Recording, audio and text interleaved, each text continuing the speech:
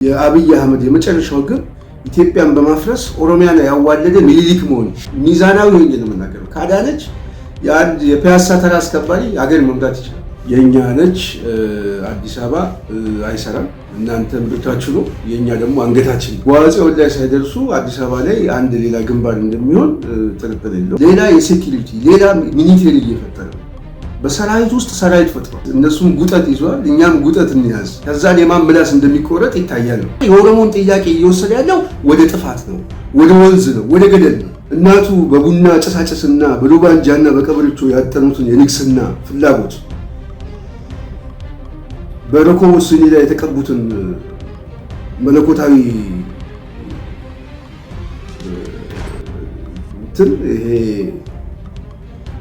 የስኒ ገለጣ የንግስና ዘውድ በምክክር ኮሚሽኑ ህጋዊ ቅቡልነት ሰጥተው ሰውየውን ንጉሠ ነገሥት ማለት ነው።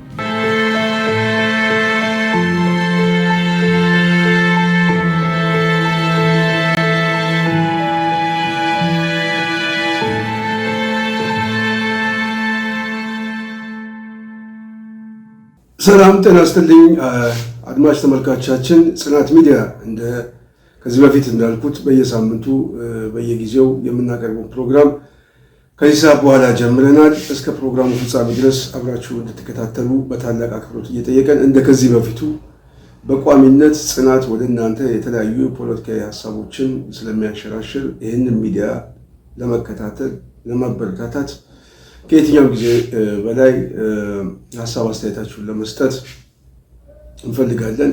ስለዚህ ላይክ፣ ሼር፣ ሰብስክራይብ በማድረግ ለሌሎችን በማዳረስ እንድተባበሩ እንጠይቃለን።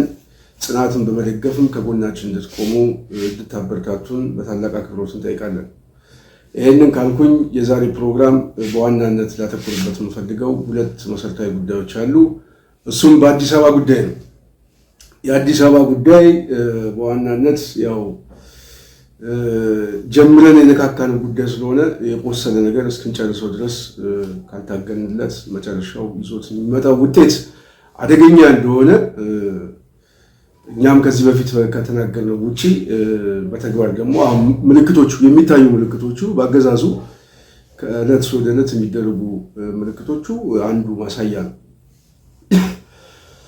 በዋናነት እንደምታውቁት የአዲስ አበባ ጉዳይ የባለቤትነት ጥያቄ የኦሮሞ ብልጽግና ብቻ ሳይሆን በተቃዋሚ ጎራ ውስጥም ያሉ ኃይሎች የጋራ የሆነ ተመሳሳይ መርህ ያላቸው የአዲስ አበባ ጉዳይ ነው። አዲስ አበባ የኛ ነች። ስለዚህ አዲስ አበባ በኦሮሚያ ክልል ውስጥ መጠቃለል አለባት። የኦሮሚያ አካል ነች፣ እንደውም እምብርት ነች ነው የሚሏት ቀለል በሚል ቋንቋ። ስለዚህ እኛ ደግሞ እያልን ያለነው አዲስ አበባ የእኛ ነች። አዲስ አበባ ባለቤት አላት። ባለቤቱ ነዋሪው ነው። ከፍ ካለ ደግሞ ባለቤቱ መስራቹ ህዝብ ነው። ስለዚህ የኛ ነች አዲስ አበባ አይሰራም። እናንተ እምብርታችሁ ነው፣ የኛ ደግሞ አንገታችን ነው። ስለዚህ በእምብርትና በአንገት መሀል ያለ ልዩነት ነው፣ የፖለቲካ ልዩነት ማለት ነው። ስለዚህ እምብርታችን ከተወጋ አንገታችን ለመስጠት ደግሞ ዝግጅት አለ፣ በነዋሪውም አለ፣ በባለቤቱም አለ። ስለዚህ አዲስ አበባ ጉዳይ በቀላሉ የሚታይ ጉዳይ እንዳልሆነ ማንም ሰው ሊገነዘበው ይገባል የምንለው ለዚህ ማንም ሰው በተለይ በኦሮሞ ሊቃን ውስጥ የተሰባሰቡ ሰዎች የመጨረሻው መቋጫ የሚሆነው ምናልባትም የፖለቲካ መቋጫ የሚሆነው አዲስ አበባ ላይ ነው። የአዲስ አበባውን የአሸናፊ ኃይል ነው ሁሉ ነገር የኢትዮጵያ ፖለቲካን የሚቋጨው ማለት ነው። ስለዚህ ያንን ጡዘት በደንብ ፈልገውታል። እስከፈለጉት ድረስ ደግሞ ማስጨረስ ደግሞ የኛ ግዴታ አለብን ማለት ነው፣ በፈለጉት ቋንቋ ማለት ነው። ስለዚህ አዲስ አበባ ጉዳይ ላይ በዋናነት ትኩረት ማድረግ የምፈልገው ለዚህ ነው። የአዲስ አበባን ጉዳይ በደንብ አብስለ ነው ህዝቡ ውስጥ መጥቶ ህዝቡ ተደራጅቶ ለውጥ ለሚያመጣበት መልኩ ላይ መነቃነቅ እንዲችል ማድረግ አለብን። ይሄን ደግሞ ሊያደርግ የሚችል ደግሞ ምልክቶች አሉ። የምናውቀው ምልክቶች አሉ፣ ማናውቃቸው ምልክቶች አሉ። ማናቃቸው ምልክቶች በግምት ልናስቀምጣቸው እንችላለን። የምናቃቸው ምልክቶች ግን የጊዜ ጉዳይ ነው እንጂ መጨረሻ ላይ አዲስ አበባ አንድ ግንባር እንደምትሆን የሸዋ ግንባር እንደሚሆን ምናልባትም በዚህ ወንድሞቻችን በዚህ አሁን ያለውን እንቅስቃሴ መረል ያለውን እንቅስቃሴ እየገፉት ከመጡ አዲስ አበባ ውስጥ ምናልባትም ጓጽዮን ላይ ሳይደርሱ አዲስ አበባ ላይ አንድ ሌላ ግንባር እንደሚሆን ጥርጥር የለውም። በዚህ በኩል ሞጆ ላይ ሳይደርሱ አዲስ አበባ አንድ ግንባር ሊሆን እንደሚችል ምንም ጥያቄ የለውም። ምናልባትም መጨረሻው ወደ ኃይል ከሆነ የሚገባው አዲስ አበባ ከተማው ራሱ የኃይል ምሽግ ሊሆን ይችላል ማለት ነው። ይሄ በጣም ፋክት ነገር ነው። ስለዚህ አዲስ አበባ ጉዳይ ላይ ከኃይል ይልቅ አዲስ አበባ ላይ ተሸናፊ የሆነው ኃይል የነዋሪው ሀሳብ፣ የነዋሪው መብት፣ የነዋሪው ጥቅም የሚጠበቅበትና የሚረጋገጥበት የፖለቲካ ማዕቀፍ እንደሚያስፈልግ ጥርጥር የለውም ማለት ነው። ያ ካልሆነ በውጤት ደረጃ ሊያመጣ የሚችለው አደጋ ከባድ። ለዛ ደግሞ ህዝቡ ተኝቶ አይጠብቅም። ተደራጅቶ ይጠብቃል። ምናልባት ይህንም በኋላ አመጣበታል። የአዲስ አበባ ጉዳይ ላይ በዋናነት ጥያቄዎቻችን ዛሬ የአዲስ አበባ ፈተናዎችና አይቀሬ ህዝባዊ እምቢተኝነቱ ምናልባትም አስፈሪ ቁጣ ከፊታችን የመምጣቱ ጉዳይ ላይ ትንሽ ትኩረት እንሰጥበታለን። እንደዚሁ የከተማው ተወላጅና ነዋሪው ላይ ያለመደራጀት ያመጣው መዘናጋት ለምን ሰለባ እንደሆነ እዛች ላይ ትንሽ ማብራሪያ መስጠት ፈልጋለሁ። ስለዚህ ቅድም በመግቢያችን ላይ እንደገለጽነው የአዲስ አበባ አይቀሬነት ከዚህ በፊት እንደምታውቁት የኦሮሞ ብልጽግና ከተቃዋሚዎች ጋር በኢሊሌ ሆቴል ባደረገው ኮንፈረንስ ላይ በዋናነት ያስቀመጣቸው የአዲስ አበባ የባለቤትነት ጥያቄ ነው። ይሄ ማለት ምን ማለት ነው? የአዲስ አበባ የባለቤትነት ጥያቄ አዲስ አበባን በጨፌ ውስጥ ከተን አዲስ አበባ ልክ እንደ አንድ የኦሮሚያ ዞን የዞን ከተማ ልክ የቡራዮ ምናምን እንደምንለው አንድ የዞን ከተማ የጨፌ አስተዳደር አካል ይሁን። ስለዚህ ፖለቲካ አድሚኒስትሬሽኑ በሙሉ ከጨፌ የሚመደብ ይሆናል። ነዋሪው የኦሮሞን በኦሮሞ ክልል ውስጥ ወይም በአንድ ግዛት ውስጥ የሚኖር አካል አድርገን ፖለቲካዊ መብቶቹን ግን እንጠብቅለታለን። መብቶቹን እንጠብቅለታለን እንጂ ፖለቲካዊ ስልጣን ግን የለውም ነው። መብታችንን ነው የሚጠብቁልን። የፖለቲካ ውክልና የለንም። የፖለቲካ ውክልና ለማግኘት ወደ ጨፌ መግባት አትችልም።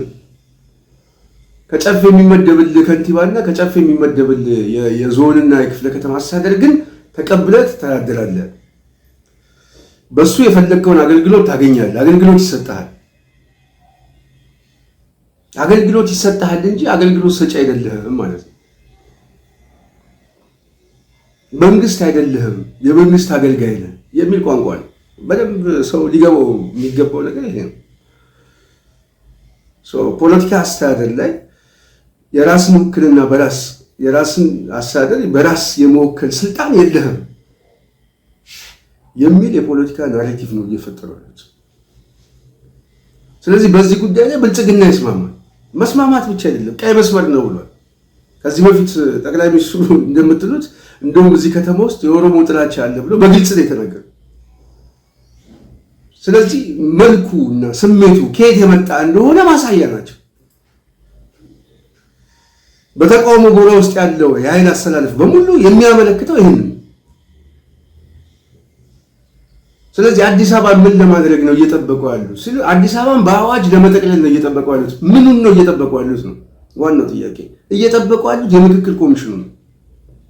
ሰው በደንብ ሊገነዘብ የሚገባው። ስለዚህ የምክክር ኮሚሽኑን የሚጠብቁት ለምንድን ነው? አንደኛ ጠቅላይ ሚኒስትሩን እናቱ በቡና ጭሳጭስና በሉባንጃና በቀበሪቾ ያጠኑትን የንግስና ፍላጎት በረኮቦት ስኒ ላይ የተቀቡትን መለኮታዊ ይሄ የስኒ ገለጣ የንግስና ዘውድ በምክክር ኮሚሽኑ ህጋዊ ቅቡልነት ሰጥተው ሰውየውን ንጉሠ ነገሥት ማድረግ። ሁለተኛውና መሰረታዊ ጥያቄ ግን የኦሮሞ ጥያቄዎች የሚሏቸውን ለስልጣን እድሜ ይጠቅመናል የሚሉትን ኢንስትሩመንት ስለሚፈልጉት፣ ኦሮሞንም የሚፈልጉት እነሱ ለስልጣን ነው። በነገራችን ስልጣን ላይ እስካሉ ድረስ ነው፣ ማባቢያ ነው። ግን ይፈልገዋል የሚባለውን የፖለቲካ ጥያቄዎችን መልስ ለመስጠት በምክክር ኮሚሽኑ በኩል እንደመጣ ማድረግ ነው። የፖለቲካ ዲያሎግ ተደርጎ መግባባት ተደርጎ የኦሮሞ ጥያቄ ተመለሰ ለማለት። ለዛም ከዚህ በፊት በጨፌ የተጠየቀው የአዲስ አበባ የባለቤትነት ጥያቄ ተብሎ የምክክር ኮሚሽኑ ጨፌ ኦሮሚያ ላይ ራሳቸው እዛ ያስጠየቁት እነ ሽመልስ ያስጠየቁት ጥያቄ አንዱ አዲስ አበባን ስጡን፣ አዲስ አበባ የኛ ነች የሚል ጥያቄ አጀንዳም ተሰጥቷል። ስለዚህ የምክክር ኮሚሽኑ ዋነኛ የሚፈለገው በእነዚህ ሁለት ጉዳዮች ነው። አንደኛ ንጉሠ ነገሥቱን ለማንገስ፣ ሁለተኛ ደግሞ የአዲስ አበባን ጠቅላይነት በሕግና በአዋጅ ለመደምደም።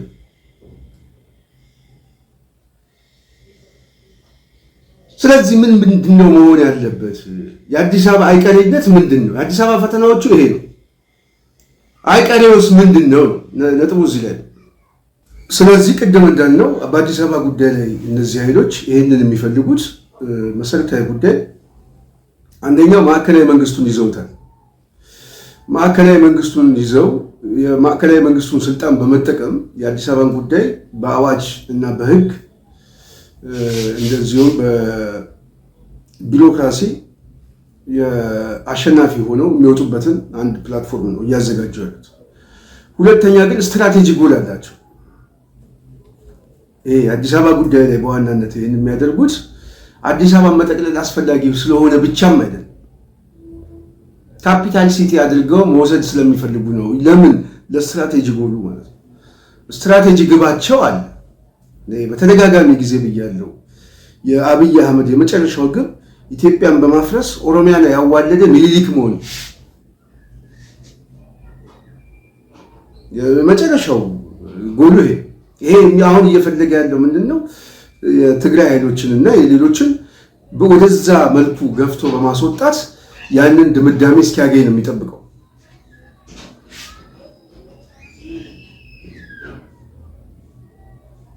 ዋነኛ ዓላሙ ግን ይሄ ነው። ዋነኛ አዲስ አበባን የሚፈልገው ደግሞ አንዱ ይሄ ነው። ምክንያቱም አማራ የዳከመ አማራ ከተፈጠረ የአማራው ራሱን ሰርቫይቭ የማያደርግበት ደረጃ ላይ የሚደርስ ከሆነ አዲስ አበባን በግድ ይጠቀልሉታል። አዲስ አበባን ጠቅልለው ማዕከላዊ መንግስቱ ማስጠበቅ እስከቻሉ ድረስ ማዕከላዊ መንግስቱ ይዞ ይላል። ምክንያቱም ከማዕከላዊ መንግስቱ የሚያገኙት ጥቅም ስላለ የፖለቲካ ስልጣኑ የሚያገኙት ምንጭ የሚያደርገው ጄኔሬት አድርጎ የሚያመጣላቸው ጥቅሞች አሉ፣ ብዙ ጥቅሞች አሉ። ጥቅም ሲባል የገንዘብ የቁሳዊ ጥቅም ብቻ አይደለም፣ የብዙ ጥቅም አለ። ያንን እስካስጠበቀን ድረስ ችግር የለውም። ይሄ ግን አደጋ ላይ ግን ከወደቀ በኋላ ግን ያለን አማራጭ ይሄንን ኃይል ገንጥለን ማውጣት አለብን የሚል ፖለቲካዊ ግምገማ አላቸው። ስለዚህ የአዲስ አበባ ጉዳይ የሚፈልጉት በዚህ ነው። ለዛ ደግሞ ሁለት አደረጃጀታል። አንደኛው የመንግስት አደረጃጀታል፣ ሁለተኛው ደግሞ በህቡ የሆነ የኦሮሚያ አደረጃጀታል። ማለት በማዕከላዊ መንግስት ውስጥ ዲፋክቶ የሆነ የኦሮሚያ አስተዳደር ደግሞ አለ። አሁን ሽመልስ የሚመራው ኦሮሚያ ክልል አለ። ሽመልስ ደግሞ የሚቆጣጠረው በህቡ የተደራጀ ደግሞ ዲፋክቶ ደግሞ አለ። ሰራዊት ያለው ምን አለ። ስለዚህ በመንግስት ላይ መንግስት እየሰሩ ነው። በፌደራል መንግስት ውስጥ የፌደራል መንግስት የሚገዳደር ኃይል እየፈጠሩ ነው። በመከላከያ ውስጥ መከላከያ እየፈጠሩ ነው። በደህንነት መዋቅር ውስጥ የደህንነት መዋቅር እየፈጠሩ ነው። የሴኩሪቲ አፓራቱን በሙሉ የሚቆጣጠር ኃይል እየፈጠሩ ነው። ይሄ አባ ቶርቤ ምናምን የሚባለው ጋሰኛ ምንድን ነው የሚሉት ምናምን የሚፈጠረው በዚህ ነው። ባለፈው ጊዜ እንደዚሁ ሮይተርስ ያቀረበው የገዳይ ቡድን የህቡ አደረጃጀት የተፈጠረው በሙሉ እሱ በነገራችን ይሄ ኃይል ነው እየገመገመ አጀንዳ የሚያመጣው ማለት ነው። አጀንዳ ይሰጠዋል። ማጥፋት የሚፈልጉትን ሰው ያጠፉበታል። ከራሳቸውም ሰው የሚገዳደራቸውን ሰው በዚህ ነው የሚያጠፉት። ስለዚህ የአብይ አስተዳደር በዋናነት በማዕከላዊ መንግስት ውስጥ ሌላ አድሚኒስትሬሽን እየፈጠረ ነው። ሌላ የሴኪሪቲ ሌላ ሚሊቴሪ እየፈጠረ ነው። በሰራዊት ውስጥ ሰራዊት ፈጥሯል። ሁለተኛ ሰራዊት አለ። እነ ሽመልስ የሚያዙት ሰራዊት። ስለዚህ በፌደራል መንግስት ውስጥ ሌላ ተተኪ ኃይል ተገዳዳሪ ኃይል እያዋለዱ እንደሆነ ማሳያ ነው። ስለዚህ አዲስ አበባ የሚፈልጉት ምናምን የሚፈልጉት በዋናነት ምንድነው? ከተስማሙ በዚህ በኮሚሽኑ በምናምን አዲስ አበባን ጠቅልለው መውጣት ነው። የማይስማሙ ግን ከሆነ ግን በኃይል ለመጠቅለል ለዛ ነው ኃይል የሚያስፈልገው ማለት ተገዳዳሪ ኃይል። ይህንን ኃይል ሊሰብር የሚችል ሊያንበረክከው የሚችለው ኃይል ሌላው ተደራጅቶ መጠበቅ ያለበት አቅም ፈጥሮ መጠበቅ ያለበት ለዚህ የፊት ጥርሱ መውደቅ የሚችልበት አቅም የግድ ያስፈልጋል። እነሱ አሁን በዋናነት ማዕከላዊ መንግስቱን በመጠቀም ከዛ የሚገኘውን ጥቅም በመጋራት ወደዛ ውስጥ ከገቡ ዘመናት አልፈዋል። እኔ 2011 ጀምሮ ግምገማችን የነበረው ይሄ ነው። ከ2011 የዛሬ 6 ዓመት በነገራችን ላይ ፖለቲካን እንዴት ቀድመን ማንበብ እንደቻለን ከነሱ በፊት ቀድመናቸው ማንበብ እንደቻለን ማሳያዎች ነው። ለዛ ነው በጣም በተደጋጋሚ ካራክተር እየተደረገ ብላምን የዚህ የመንጋ ሰራዊቱ ከጀርባችን የሚከቡን ለዛ ነው ማለት ስስ ብልታቸውን ስላወቅ ነው። ይሄ ፋክት ነው። ነገ ጠዋት እያያችሁት የምትመጡት ሂደትም በዚሁ ሁኔታ ላይ የሚቀጥል ስለሆነ ነው። ስለዚህ ይሄንን ኃይል የፊት ጥርሱን መንቀል የሚቻለው በሁለት መሰረታዊ ጉዳይ ላይ ነው። አንደኛው አቅም መፍጠር ነው። ሁለተኛው በኃይል ሌላ አይደለም፣ በማንበርከክ ነው።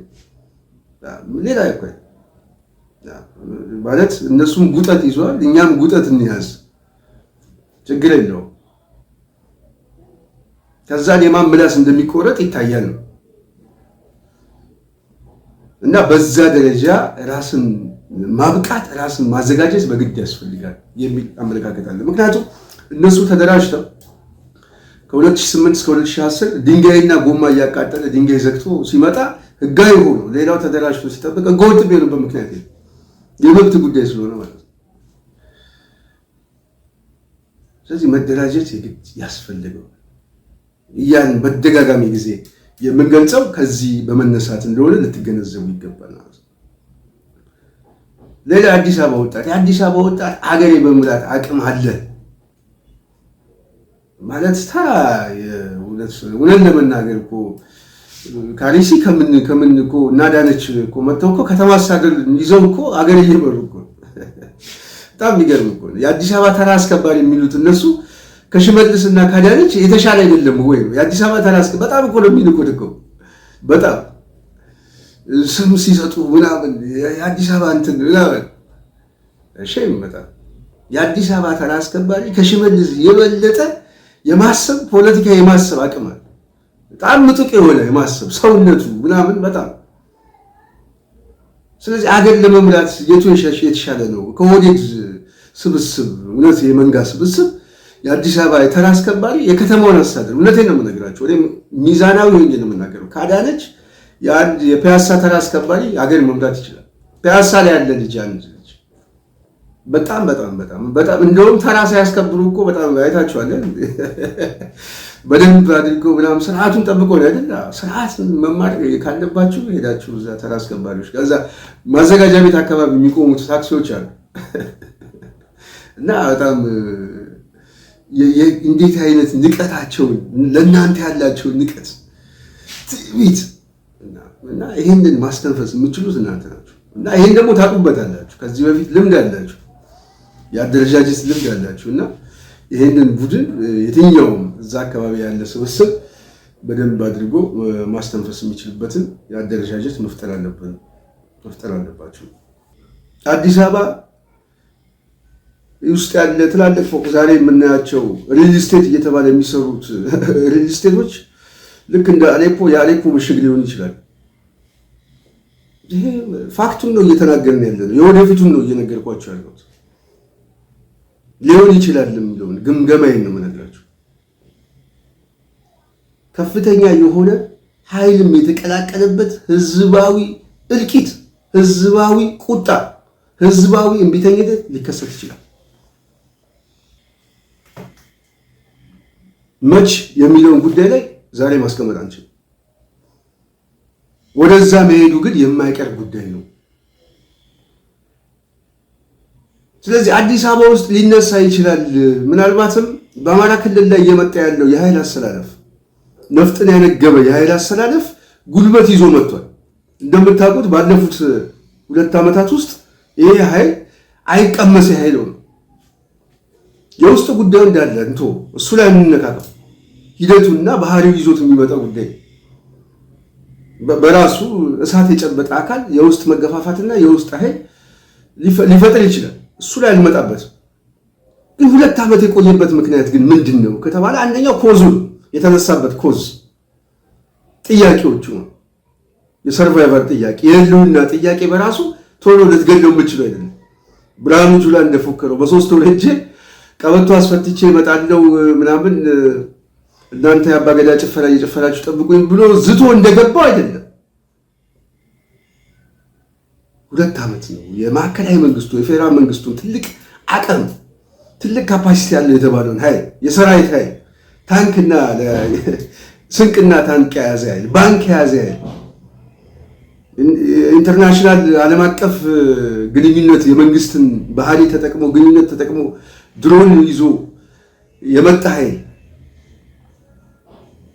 እና በጣም ብዙ ሰውን ሊፈጅ የሚችልበት መንግስታዊ አቅም ስልኩንም ተጠቅሞ የባንኩንም ተጠቅሞ ሁሉንም ተጠቅሞ 2 ዓመት ይሄንን ኃይል ማስቆም አልቻለም። 2 ዓመት ማስቆም ያልቻለበት ምክንያት ምንድን ነው ከተባለ በተግባር ስለተሸነፈ ስለዳከመ በ3 ወር ውስጥ ትጥቅ እናስፈታለን ያሉ ሰዎች 2 ዓመት ከቆዩ የመንግስትን አቅም ይዘው 2 ዓመት ከቆዩ ከዚህ በኋላ 1 ዓመትና 2 ዓመት የመቆየት እድሜ ያላቸው ወይ ካለ ነው።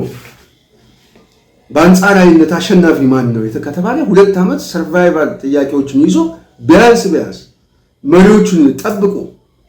መሪዎቹን ጠብቆ ያስቀመጠ ኃይል አሸናፊ ነው። በፖለቲካ አሸናፊ ነው። በወታደራዊ ብልጫ አሸናፊ ነው። በዲፕሎማሲው ብልጫ አሸናፊ ነው። ይሄ ማለት ግን ጉዳት የለም ማለት አይደለም። ሲቪሊያን አልተጎዱም ማለት አይደለም። ብዙ ጭፍጨፋ አልተጨፈጨፈም ማለት አይደለም። ግን ያን ሁሉ ተቋቁሞ ግን የሰርቫይቫል ጥያቄያቸውን ግን በሚያስቀጥል ሁኔታ ሊያሸንፉት በሚችል ሁኔታ ላይ ደርሰዋል። የኔ ጥያቄ ይሄ ኃይል ወደዚህ እየተጠጋ ሲመጣ ወደ ማዕከላዊ መንግስቱ እየተጠጋ ሲመጣ የአዲስ አበባ ዕጣ ፈንታ ምን ይሆናል? የአዲስ አበባ ዕጣ ፈንታ ውስጡ የታመቀው ኃይል ይፈነዳል። ይሄ ኃይል ሲመጣ አጋዥ ኃይል እየተሳበ ሲመጣለት የአዲስ አበባ ኃይል ቀድሞ ሳይደርስ ነው የሚፈነዳው። አጋዡ ኃይል ወደ ከተማው ይገባል። የከተማው ኃይል ይቀበለዋል። ከተማ ውስጥ ያለው ኃይል ብቻ ይቀበለዋል። ስለዚህ ቀጣዩ ግንባር አዲስ አበባ ሊሆን ይችላል የሚለው ግምገማ ትክክል ነው። መቀበል አለመቀበል የእናንተ ጉዳይ ነው። ግን ቀጣዩ ግንባር የአዲስ አበባ ግንባር ነው። የአዲስ አበባ ግንባር ደግሞ እየጠበቀ ያለው በሸዋና በጓጽዮን በኩል የሚመጣውን ኃይል ነው እየጠበቀ ያለው። ዘኔክስት ደይ አዲስ አበባ አሌፖ ልትሆን ትችላለች የሚል ግምገማ ፖለቲካዊ ግምገማ ልትሆን ትችላለች።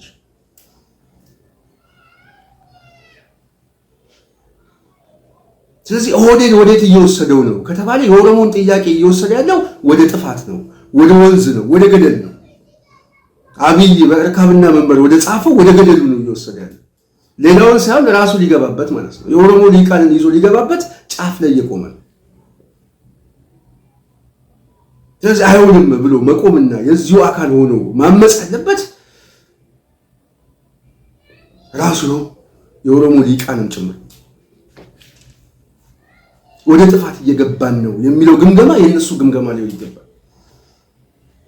ይሄ ሰውዬ ይዞን ወደ ገደል ውስጥ እየገባ ነው፣ የኦሮሞን ጥያቄ ወደማይዳፈንበት ወደማይነሳበት ጉድጓድ ውስጥ እየከተተው ነው ብሎ ማመጽ አለበት ራሱ። የአዲስ አበባ ጉዳይ ባንነካካው ይሻላል፣ የአዲስ አበባ ሕዝብ ካመጸብን መውጫ የለንም የሚለውን ግምገማ መገምገም ያለባቸው ራሳቸው ናቸው፣ እኛ አይደለንም። እናንተ ፖለቲካውን በምታነቡበት መልኩ ሌላውን ፖለቲካውን የማንበብ ልምድና ባህል አለው። አንድ ሁለተኛ፣ እናንተ ከፖለቲካ የምታገኙት ጥቅም እንዳለ ሁሉ ሌላውም የፖለቲካ ተጠቃሚ መሆን የሚፈልግ ኃይል አለ። ሁለት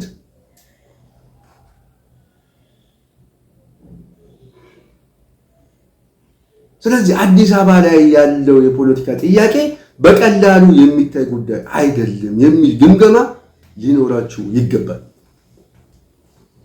ሁለተኛ ጥያቄ ወደዚሁ መጣው የከተማው ነዋሪና በከተማ ውስጥ ያለ ተወላጅ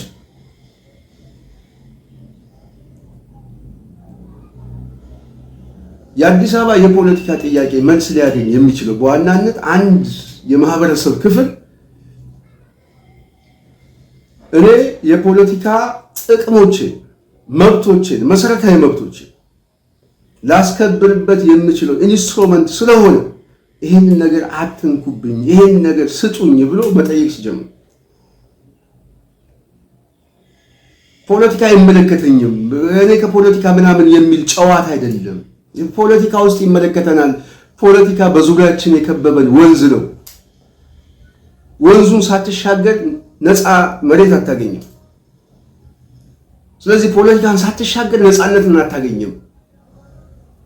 የፖለቲካ ማዕቀፍ ውስጥ ሰርክል ውስጥ ነው ያለኸው። የአዲስ አበባ ነዋሪ የሚሆን በአገር አቀፍም ይሄ ዓለም አቀፍ አሰራር ነው። የትኛውም ሰው ከፖለቲካ ነፃ አይደለም። የሰው ልጅ በዛ አስተዳደር ውስጥ፣ በዛ ስሜት ውስጥ፣ በዛ ከባባዊ እውነት ውስጥ ነው ያለው። ስለዚህ ፖለቲካ አይመለከተኝም የሚል ቋንቋ ለአዲስ አበባ ልጅ ከዚህ በኋላ ተራ ጉዳይ ነው። የመንደር ወሬ ከመሆኑ ውጭ ያለፈ ይመለከታል። መመልከት ብቻ አይደለም፣ ልትሞት ሁሉ ትዘጋጀበታል። ካለበዛ ያጠፋዋል፣ ይገድለዋል። ሊገድለው ደግሞ ህግም እያወጡልን፣ የምክክር ኮሚሽንም እያመጡልን። ስለዚህ የአዲስ አበባ ነዋሪ ፖለቲካ አይመለከተኝም እንደዚህ ምናምን የሚለውን ቀልድህን ትተህ በነቃ ሁኔታ የምትሳተፍበት ሁኔታ ከየትኛውም ጊዜ በላይ ዛሬ ቀይ መስመር ልታሰምር ይገባል። ስለዚህ መደራጀት አለብን። እንዴት ትደራጃለህ የምትለው የተለያየ አደረጃጀቶች አሉ፣ በተለያየ ቅርጽና በተለያየ መልክ። እርግጥ ነው ብዙዎቹን አውቃቸዋል፣ እሱ መናገር አልፈልግም። ቆንጆ ነው፣ ቀጥሉበት። ግን ብዙ አደረጃጀት አለ። ያንን አደረጃጀትና ስኬሎችን መጠቀም መቻል አለባችሁ ነው አለባችሁ። ሜቢ ከዚህ በኋላ የአዲስ አበባ ጉዳይ 1 ዓመትና 2 ዓመት የሚቆይ አይደለም። በጣም በአጭር ጊዜ ውስጥ ሊለዋወጥ የሚችል ፖለቲካዊ መልኮች አሉ። ለዛ መዘጋጀት አለባችሁ። ለዚህ እንደ አንድ ማሳያ የምናየው በቅርብ ጊዜ አሁን የአዲስ አበባ ተራ አስከባሪዎች ምናምን አለ። የተራ አስከባሪዎች ጉዳይ የወዴድ አንዱ የፖለቲካ ክንፍ ተራ አስከባሪዎች እንዴት አድርገው የአዲስ አበባ የነዋሪ ጥያቄ የመብት ጥያቄ የሚጠይቁት ከአዲስ አበባ ተራ አስከባሪ ጋር ነው የሚያያዙት።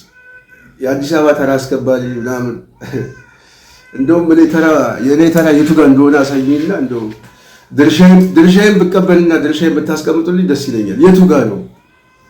የቄራው ነው? የመገናኛው ነው? የካሳንቺሱ ነው? እና እዛ ድርሻዬን አስቀምጡልኝ። ምናልባት የአዲስ አበባ ተራ ማህበሮች አሁን ለመበተን እናንተን ለመበተን እያሰሩ ነው አይደል? በዋናነት ምንድነው ኦህዴድ ከቡራዩና ከሱሉልታ ሰዎችን ማምጣት ነው። ምክንያቱም አዲስ አበባ ውስጥ የሚያስፈልገው ምንድነው? በታክሲ ማህበራት ውስጥ ደህንነት ማስገባት ነው። ደህንነቱ የተፈለገው ደግሞ ከተማ ውስጥ አዲስ የሆነ ህዝባዊ እምቢተኝነት የመጀመር ምልክቶች ስላሉ ነው። ይሄ ደግሞ ቫዮለንስ ሁሉ የተቀላቀለበት ነው። የታጠቀ ኃይል ሁሉ ገብቷል ወደ ከተማው ብሎ ስለሚያምኑ ነው። ስለዚህ በአዲስ አበባ ማህበረሰብ ውስጥ በአዲስ አበባ የታክሲ ማህበረሰብ ውስጥ ምናምን የደህንነት ሴኩሪቲያችን እናስገባለን። ይሄ እኮ ከፍርሃታቸው የመጣ ነው። ስለዚህ ታክሲ ማህበራትም በጀመርከው አደረጃጀት በደንብ ተጠናክራችሁ መቀጠል አለባችሁ። በስፖርቱ ጉዳይ ላይ የነበራችሁ ልጆች በጣም ተደራጅታችሁ መቀጠል አለባችሁ። በሚገርም ሁኔታ መደራጀትና የምትሰባሰቡበት አንድ ፕላትፎርም አዘጋጁ። እየመጣ ነው፣ የጥፋት ኃይል እየመጣ ነው፣ ወደ ከተማው እየገባ ነው።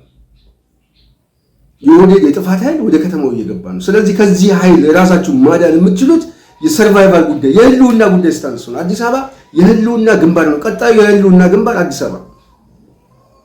አሁን አማራ ክልል ነው፣ አዲስ አበባ ነው ቀጣዩ የህልውና ግንባር። አዲስ አበባ ውስጥ ያለ አማራ ብቻ ነው።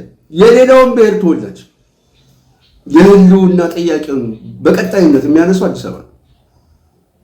ስለዚህ ለህልውና ግንባሩ ደግሞ ራሳችሁ ማዘጋጀት አለባችሁ። ነገ ጠዋት የጦስ ዶሮ መሆን የለባችሁም የሚል ምክር ሀሳብ ላቀርብ እፈልጋለሁ። ስለዚህ አዲስ አበባ ውስጥ የተለያየ አደረጃጀቶች በመፍጠር ሰፊ የሆነ ንቅናቄ የሚፈጠርበት ፕላትፎርም መዘጋጀት የህልውና ጉዳይ እንደሆነ ማንም ሰው ሊያሰምርበት ይገባል። የተለያየ ማህበራት ውስጥም ያሉ አደረጃጀቶች በዚሁ መልኩ ራሳቸውን ማንቃትና ማዘጋጀት ያስፈልጋል። በተለይ በዚህ በሚዲያ ሰራዊት ውስጥ የአዲስ አበባ ነዋሪ በሚመስል የኦህዴድ ሰራዊት በከፍተኛ ደረጃ እየዘመተ ያለው ኃይል እሱ መምታት የሚችል የፕላትፎርም ደግሞ ማዘጋጀት አለበት። ሰፊ የሆነ ማህበራዊ መሰረት ያለው የአዲስ አበባ የሚዲያ ሰራዊት በተለያየ አደረጃጀት በመፍጠር የሚዲያ ሰራዊት መገንባት መቻል አለባቸው። ሁሉም ሰው ማለት የአዲስ አበባ ወጣት በሙሉ ቢያንስ አንዳንድ ሁለት አካውንቶችን በመፍጠር የአዲስ አበባ ጉዳይ ላይ በስፋት የሚንቀሳቀስ አጀንዳው የሚያደርግ የኦህዴድ ሰራዊትን ብሎክ አድርጎ ሊመታ የሚችል እና የራሱን አጀንዳ የአዲስ አበባ የህልውና አጀንዳ ብሎ ሊጀምርበት የሚችል ዝግጅት ማድረግ አለባቸው።